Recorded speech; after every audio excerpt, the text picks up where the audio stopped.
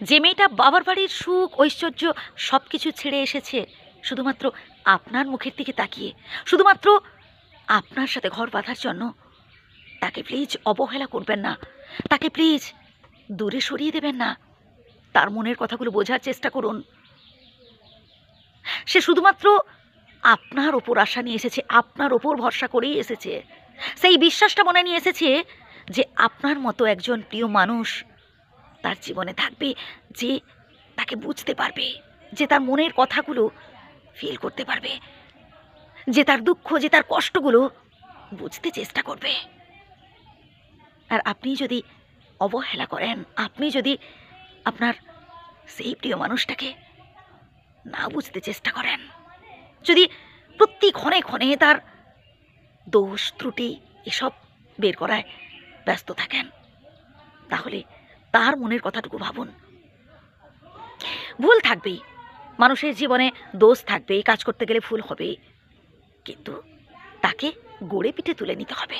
তাকে বোঝান, সেও ঠিক বুঝবে, কিন্তু এমন কিছু ব্যবহার করবেন না যাতে সেই মানুষটি কষ্ট পায়। দেখুন, যে ছেলেটাকে বলছেন রকবাজ, আড্ডাবাজ, খারাপ ছেলে, তার মধ্যে এমন অনেক ভালো গুণ রয়েছে যা শুনলে আপনি সত্যিই অবাক হয়ে যাবেন। ওই খারাপ ছেলেটা তার বাবা মাকে যথেষ্ট শ্রদ্ধা করে, যথেষ্ট সম্মান করে, ভীষণ ভালোবাসে তার মা বাবাকে। ওই খারাপ ছেলেটা তার পরিবারকে আগলে রাখে, তার পরিবারের যাতে ক্ষতি না হয় সদা সর্বদা সেই চেষ্টা করে।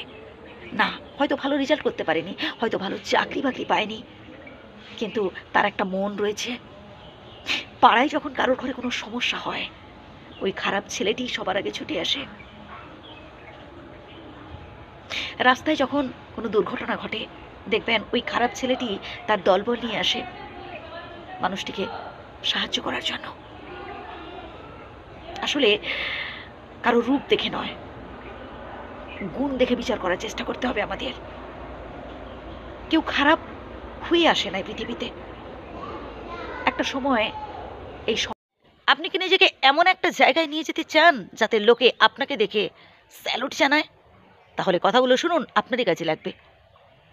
সর্বপ্রথম যেটা করবেন তা হলো নিজের মধ্যে কিছু কিছু চেঞ্জেস আনতে হবে। হ্যাঁ প্রিয় বন্ধু, নিজের মধ্যে এমন কিছু কিছু পরিবর্তন আনুন যাতে লোকে আপনাকে দেখে চেয়ার ছেড়ে দেয় বসার জন্য।